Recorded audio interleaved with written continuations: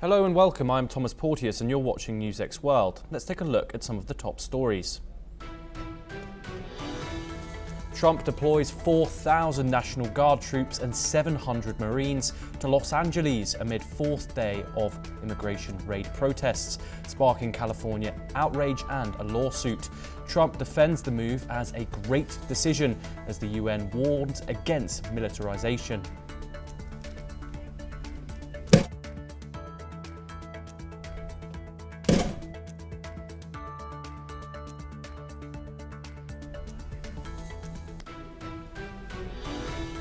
At least 17 Palestinians were killed and dozens were injured on Tuesday as Israeli troops opened fire near a US-backed aid distribution point in central Gaza, according to local health officials. The deadly incident occurred as thousands gathered to receive aid from the Gaza Humanitarian Foundation. At least 8 people have been killed and several others seriously injured in a deadly attack at a school in the Austrian city of Graz, according to the local media. Among the victims are students and teachers. The suspected attacker, reportedly a student, is believed to have taken his own life. UN experts accuse Israel of committing war crimes and the crime against humanity of extermination through attacks on Gaza's schools, religious and cultural sites. Meanwhile, the Israeli strikes have killed 3 medical workers and a journalist in Gaza City, according to local media. Israel says Greta Thunberg is being deported and has departed on a flight to France after being detained aboard a Gaza-bound aid boat. Meanwhile, 5 French activists who were also in the boat with her are to face an Israeli judge. Israeli forces struck Yemen's Hodeida port, according to Houthi-run media, following Israel's warning to evacuate key Red Sea ports amid escalating tensions. Meanwhile, Israel has not confirmed the strikes, but retaliatory actions have been reported earlier. Japan says 2 Chinese aircraft carriers were spotted conducting simultaneous operations in the Pacific for the first time near Japanese islands. Meanwhile, China intensified military activity near Taiwan with 14 aircraft, 6 naval vessels and 1 ship detected.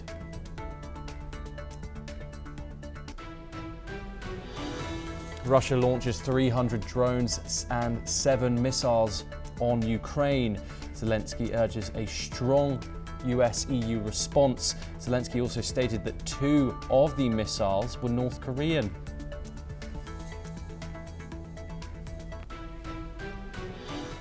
Now for our first story, we head to Europe, where a deadly school attack has shaken the city of Graz in Austria. According to local media, at least 8 people have been killed in the incident. National broadcaster ORF reports that several others, including students and teachers, have been seriously injured too. Authorities say the suspected attacker, who appears to have been a pupil at the school, may have taken his own life. Austrian police have confirmed an ongoing operation in the area, but are yet to release further details.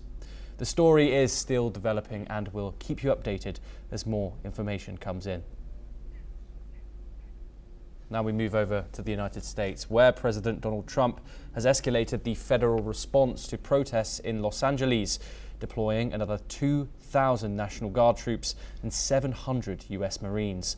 The move comes despite opposition from California's Democratic leaders. Governor Gavin Newsom called the deployment, quote, deranged and un-American, warning that Trump is using the military to intimidate Americans on US soil. Trump blamed what he called insurrectionists for violence in Los Angeles and praised his decision to send in troops. He later suggested he'd support the arrest of Governor Newsom for obstructing immigration enforcement.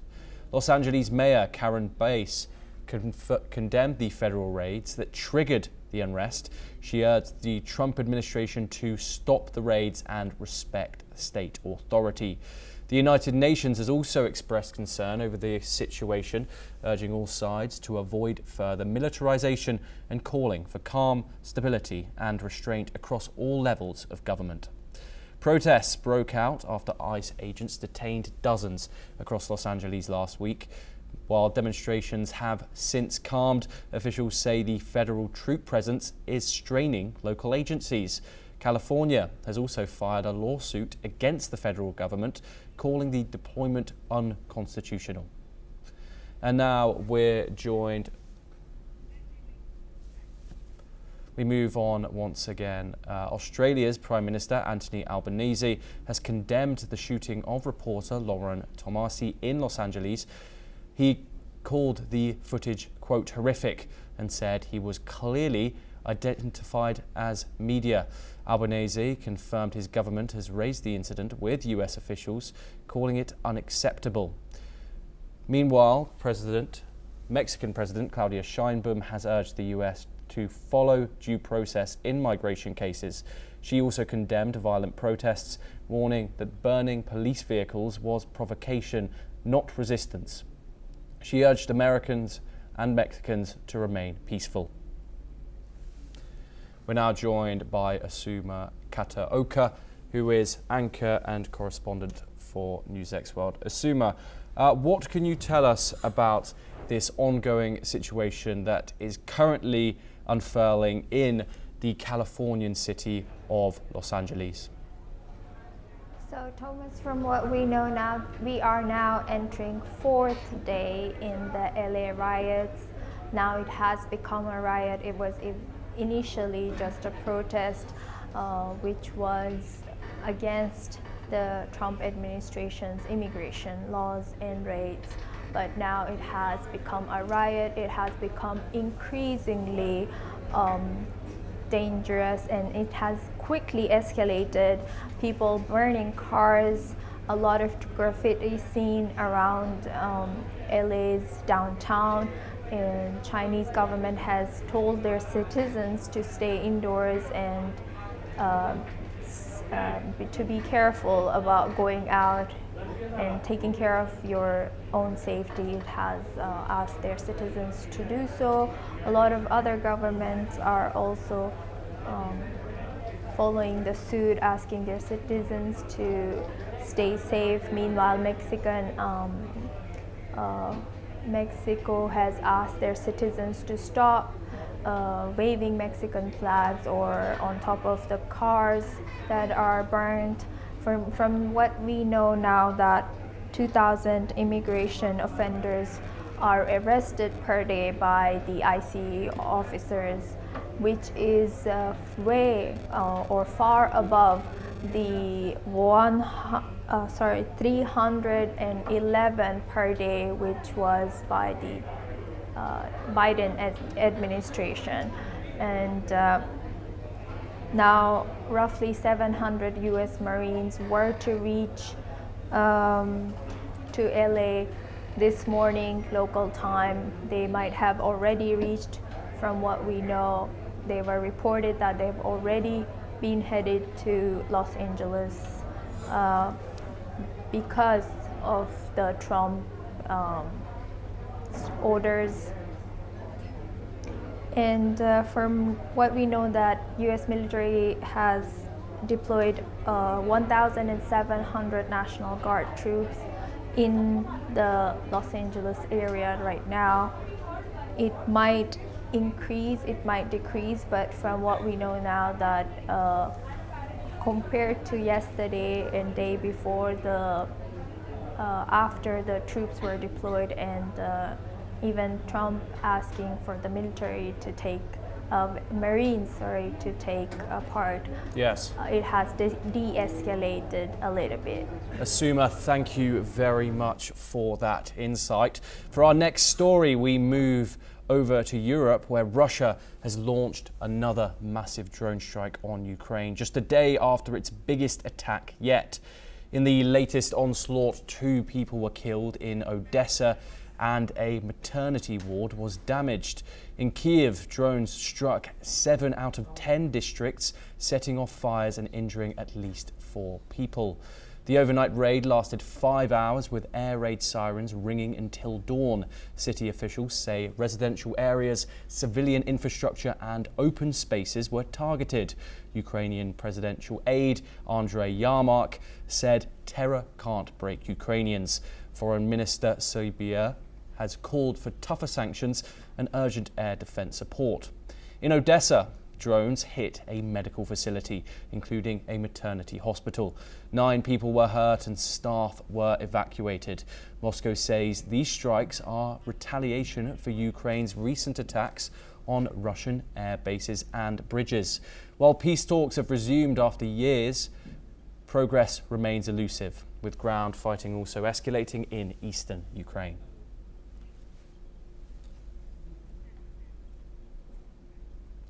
Now, in a related development, in the Ukraine war, Russia and Ukraine have begun what could be the biggest prisoner exchange of the conflict so far. Monday's swap involved young prisoners of war under 25 and severely wounded soldiers, following direct talks in Istanbul on June the 2nd.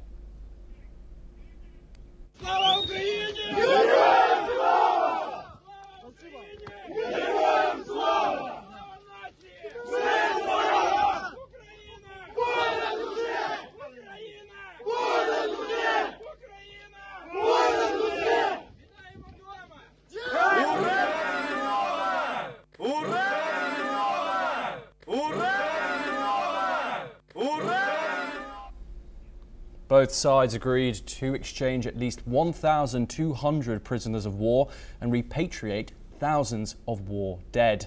Neither revealed Monday's exact numbers, but Moscow says the exchange was equal on both sides. Ukrainian President Volodymyr Zelensky confirmed that the first group had come home, adding more stages will follow in the coming days. Russia says its returned troops are now in Belarus receiving care. Kiev says some freed soldiers had been captive since the war's start. We now turn to the Middle East, where Israeli gunfire at an aid distribution site has killed 17 Palestinians at least and wounded thousands, according to local health services. Meanwhile, Palestinian President Mahmoud Abbas wrote to French President Emmanuel Macron calling for Hamas to be demilitarized and to hand over its weapons to Palestinian security forces. He also proposed deploying international forces under a UN mandate to protect Palestinians. Abbass reaffirmed his commitment to reform the Palestinian Authority and plans to hold elections within a year, stressing the importance of a two-state solution and urging Hamas to release all hostages immediately. The letter also addressed to Saudi Crown Prince Mohammed bin Salman ahead of a Middle East peace conference was welcomed by the Elysee Palace as a positive step.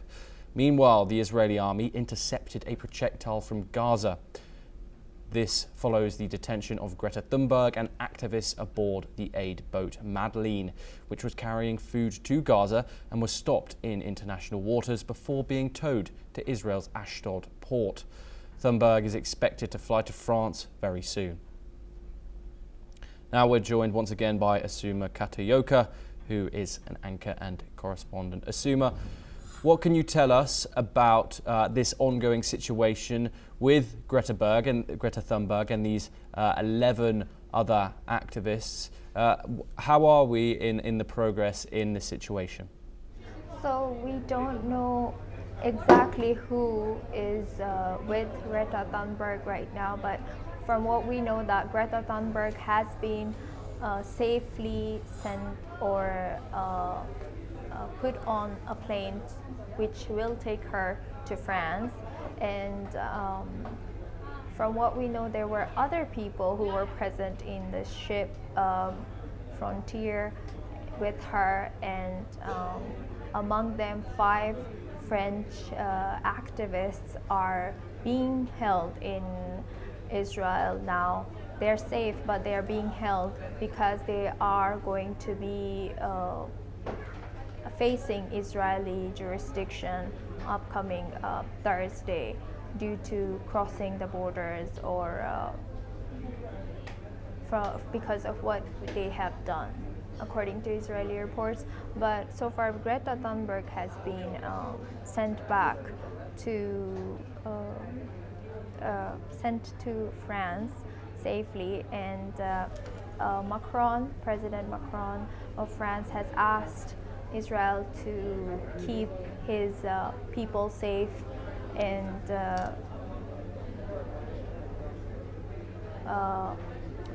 Asuma, thank you very much for joining us. We seem to have some technical issues there. We now move on, and staying in the region of the Middle East, in a significant escalation, Israel has struck Yemen. The strike happened after the Israeli military had issued a stark warning to civilians at 3 key ports in Yemen.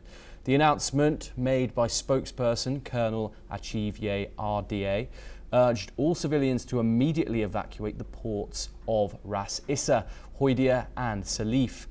These strikes come against Yemen's Houthi rebels who launched missile attacks at Israel in recent months. The Houthis claim their attacks are acts of solidarity with Palestinians in Gaza. Israel has already carried out multiple retaliatory strikes in Yemen in the past, and this recent attack highlights the possibility of further military action in the coming days.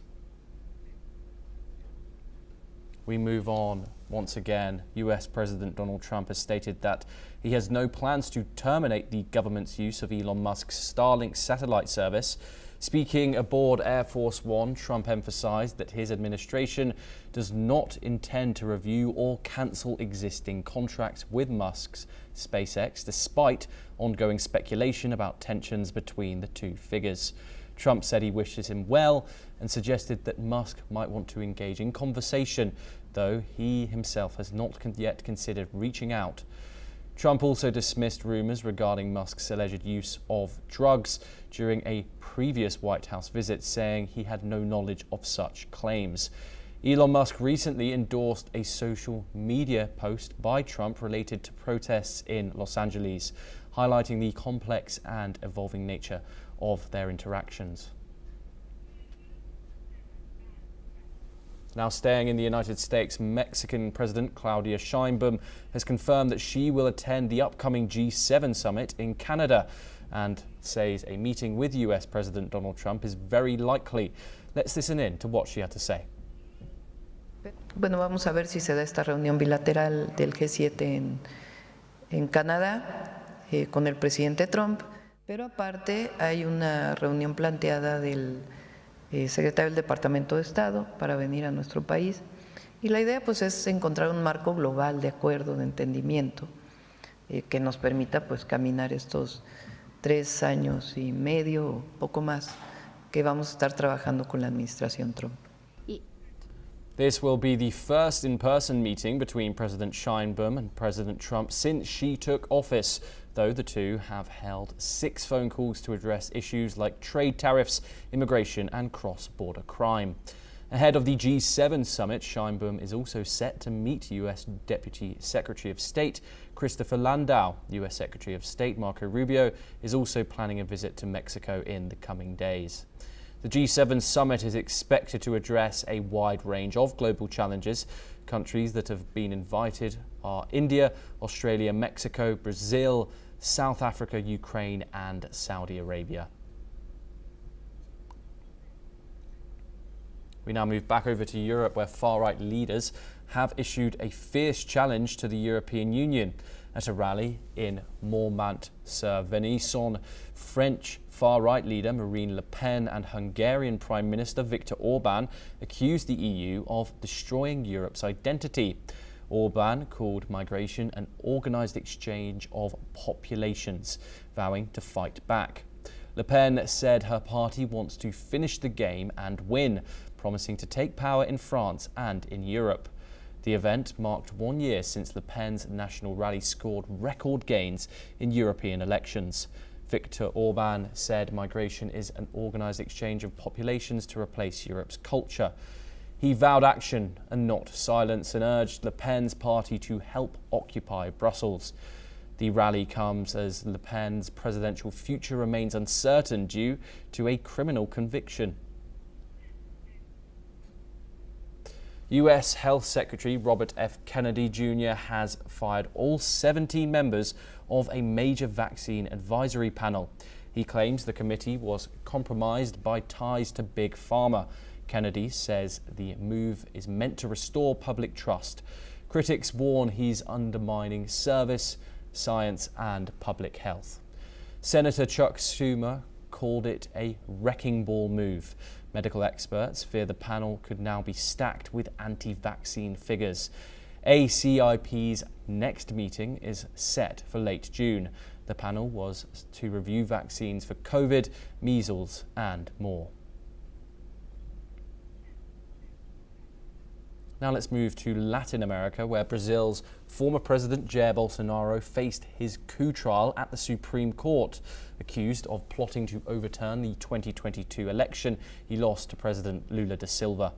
A key witness, Bolsonaro's former aide, testified the far-right leader reviewed and edited a draft decree to declare a state of emergency in a plan to redo the vote and jail officials. That same aide, Muro Cid, claimed he also received cash in a wine crate, allegedly to fund a deadly plot targeting Lula, his vice president, and a Supreme Court judge. Prosecutors say the plan failed due to lack of military support, but are pushing for up to 40 years in prison for Bolsonaro and 6 other conspirators. The former president denies all charges, insisting his conscience is clear. Despite a ban on running, he's still hoping for a 2026 comeback. We stay in South America. Bolivia's Attorney General has launched a terrorism investigation into former President Evo Morales following allegations that he ordered his supporters to block key roads after being barred from running in the upcoming August elections. Morales supporters reportedly cut off vital food and fuel supplies to the capital, La Paz, causing significant disruptions and economic losses estimated at up to $150 million daily. The government filed complaints citing terrorism, incitement to crime and attacks on public security, with clashes injuring around 30 police officers. Evo Morales, Bolivia's first indigenous president, was barred from contesting the elections due to constitutional term limits. He denies the charges, claiming judicial persecution, and maintains his bid to return to power despite ongoing protests and political turmoil.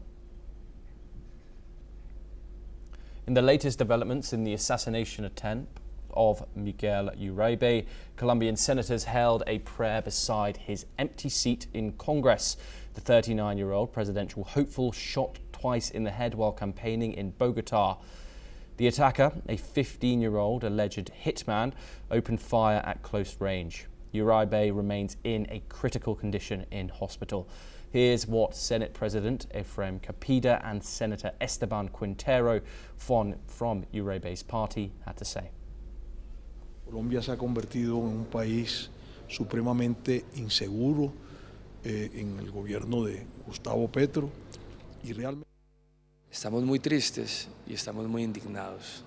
Yo creo que Colombia no se merece esto. Desde hace mucho rato no veíamos un acto tan atroz. Nos están devolviendo al pasado y esperamos que el presidente de la República recapacite y pueda mandar un mensaje de unidad. Él es el que debe dar ejemplo y nosotros necesitamos eso ahora. Colombia lo necesita. UGC video captured the moment Miguel Uribe was shot, a teenage gunman seen watching the rally before opening fire. Chaos unfolded as the crowd scattered in panic. Uribe was rushed to the hospital.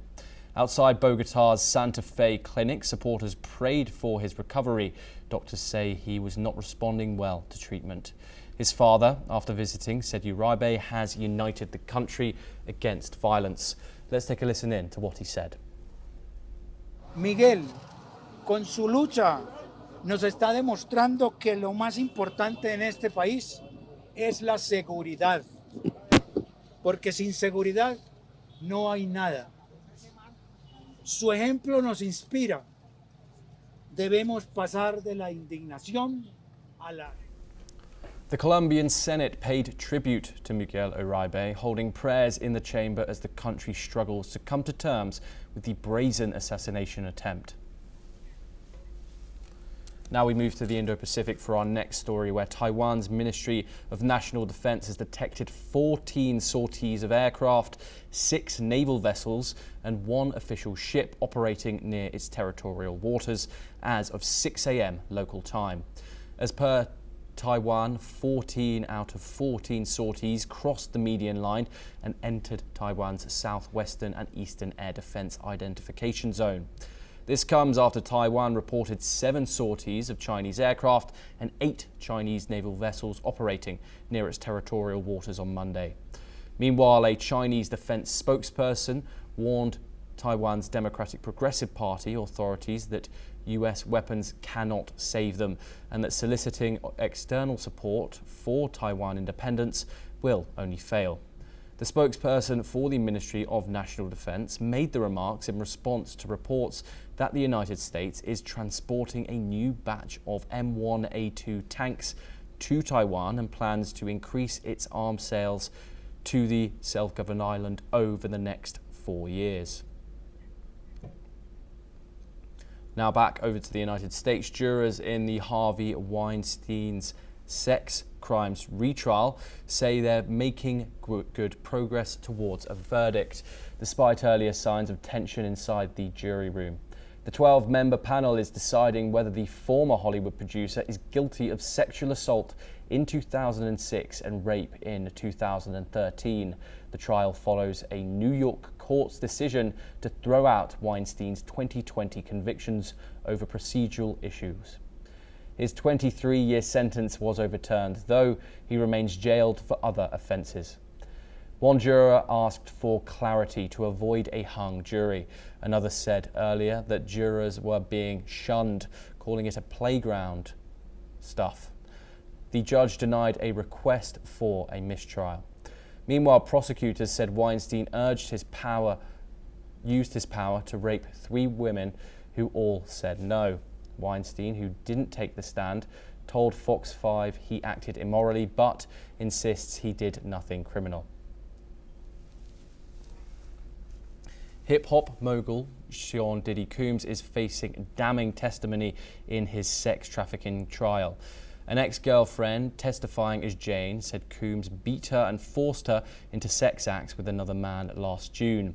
She told jurors she felt coerced, saying, "I'm not a porn star, I'm not an animal." Prosecutors say Combs ran a decades-long pattern of abuse known as freak-offs. He denies the charges and pleads not guilty. Defense lawyers are set to cross-examine the witness this week. If convicted, Combs could face life in prison.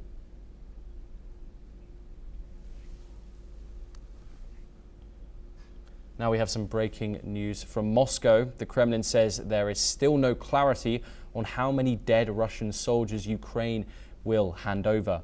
Meanwhile, Russia is ready to return the bodies of Ukrainian troops with trucks already on standby. President Putin is set to chair a Security Council meeting on Tuesday. The Kremlin says the focus will be on state policy to defend what it calls traditional values. 2 Chinese aircraft carriers have been spotted operating simultaneously in the Pacific for the first time. Japan's defense ministry confirms the Liaoning and Shandong carriers carried out separate drills near the Japanese territory.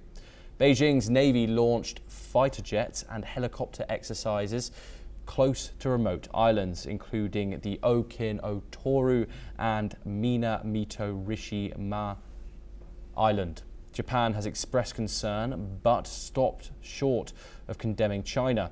Officials say China is expanding its military reach beyond the second island chain. The move has alarmed Tokyo and Washington as tensions rise over China's growing naval power in the region. Well, that's all we have time for, and we will continue to bring you more international news updates. Thank you.